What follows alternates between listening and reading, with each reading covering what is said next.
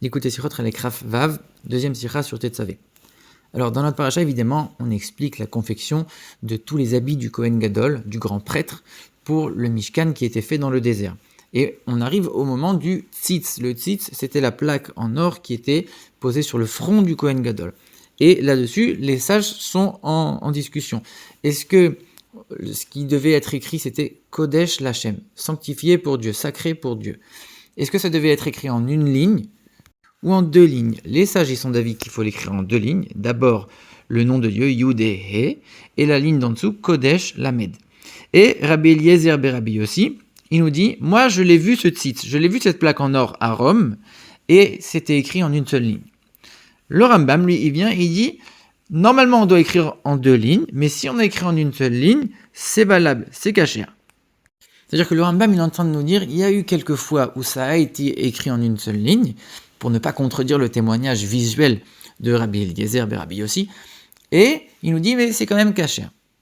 Et le Meiri vient nous dire ici, malgré le fait qu'on a un sage de la Gemara, qui est un géant de la Torah, qui est quelqu'un sur qui on peut faire confiance, il est venu, il a dit, moi je l'ai vu comme ça.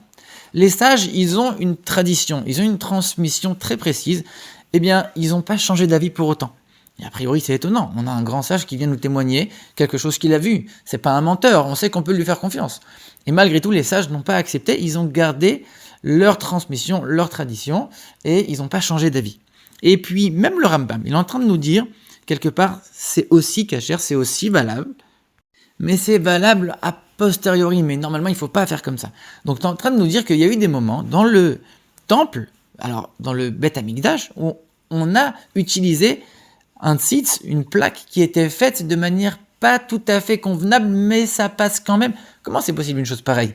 Et puis, finalement, c'est que quelques lettres à graver sur un tout petit morceau d'or. Ça prend pas tellement longtemps à le corriger, à en faire un nouveau.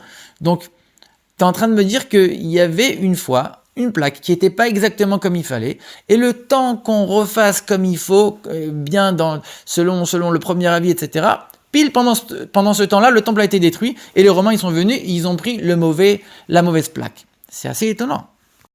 Alors pour bien comprendre cette divergence d'opinion, il faut aussi comparer à un cas similaire, c'est le cas de la Ménorah. Puisque quand on regarde l'arche de Titus Imarchemo, qui a été sculptée et qui est encore aujourd'hui à Rome, on voit une forme de Ménorah. Quand les Romains ont détruit Jérusalem et qui sont revenus triomphants à Rome, il y a une sculpture qui représente ça, avec le dessin de la Ménorah, qui est représenté avec les branches de forme arrondie, en arc de cercle. Alors que quand on regarde Rashi nous dit que les branches étaient droites. Et le Rambam lui-même, quand il a fait le dessin de la Ménorah, et même son fils, il a témoigné que son père, le Rambam, il avait fait ce dessin de manière volontaire et de manière précise. Ça veut dire que le Rambam et Rashi pensent que les arcs, les branches de la Ménorah devaient être absolument droites.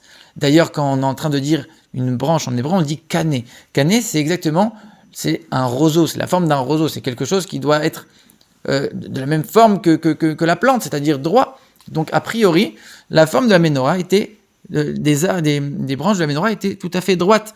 Et pourtant, on voit un dessin sur l'âge de Titus qui montre une Ménorah avec une forme, avec des branches arrondies. Alors on est obligé de dire que c'est pas cette Ménorah, c'était pas la Ménorah du temple. Et d'ailleurs, il y a d'autres détails qui peuvent nous le prouver, puisque quand on regarde bien, on voit qu'il y a des motifs, et notamment un dessin d'un dragon. Et on sait très bien que ça, c'était une image idolâtre. D'ailleurs, à l'époque, c'était très courant, surtout dans les temples idolâtres, de reproduire la Ménorah du temple pour essayer de copier et essayer de s'inspirer. Et donc, le symbole du dragon ne nous surprend pas.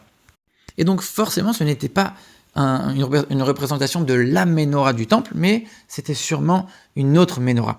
Et maintenant, ça nous amène à comprendre qu'est-ce qui se passe ici pour le tzitz, la plaque en or sur le front du Kohen.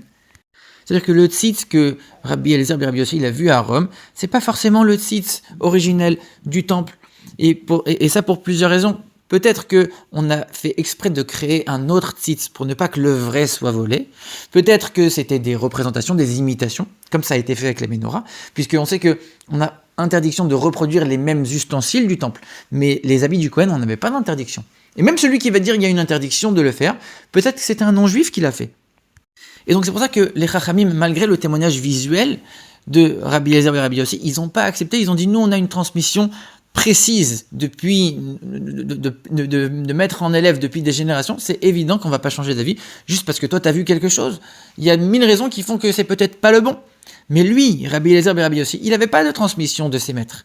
Et donc lui, il te dit, j'ai vu quelque chose. Et tu es en train de me dire, c'est peut-être pas le bon pour telle et telle raison, avec des explications assez tirées par les cheveux.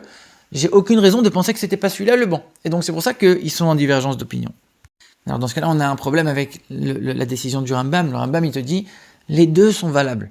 Sous-entendu, on ne fait pas d'histoire. Et en vérité, c'est une réflexion assez logique. Puisque venir dire que on a essayé de rouler les Romains en leur donnant une fausse plaque qui ne ressemblait pas à celle qui était vraiment la originelle dans le temple, c'est assez peu crédible puisque les Romains ils savaient exactement ce qui se passait dans le temple, tout était noté dans leurs livres, ils savaient exactement à quoi ressemblaient les ustensiles.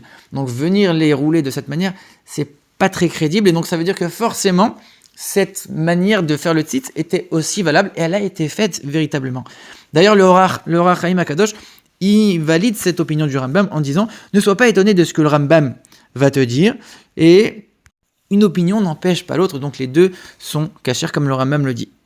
Et le Rabbi rajoute une explication en disant « Le Rambam n'a peut-être pas voulu épiloguer sur un sujet pareil » en disant de toute façon les deux sont probables. Rabbi Eliezer et Rabbi Yossi, il a vu quelque chose, il n'avait pas reçu de transmission, il n'y a aucune raison qu'il change d'avis, et les Chachamim ils ont leur transmission, et ils ne vont pas non plus changer d'avis, et l'un n'empêche pas l'autre, et peut-être que les deux sont cachers, sans vouloir créer de disputes et de discussions en plus.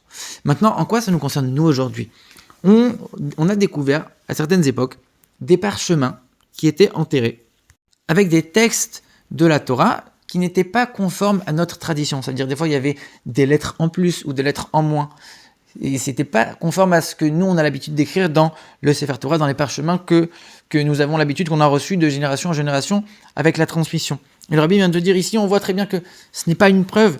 On ne sait pas qui a écrit ces parchemins. On ne sait pas s'ils sont fiables ou pas. Et d'ailleurs, s'ils ont été enterrés, c'est peut-être justement parce qu'ils n'étaient pas cachers. Puisque quand quelque chose n'est pas cachère, un parchemin, il reste quand même sain. Et donc, on ne va pas le jeter, on va justement l'enterrer. Peut-être justement parce qu'il n'est pas cachère. Et donc, ça ne remet en cause absolument pas les transmissions que nous avons reçues de génération en génération, de maître à élève. Ça, c'est quelque chose qui est béton. On est sûr et convaincu de ce qu'on a reçu de nos maîtres.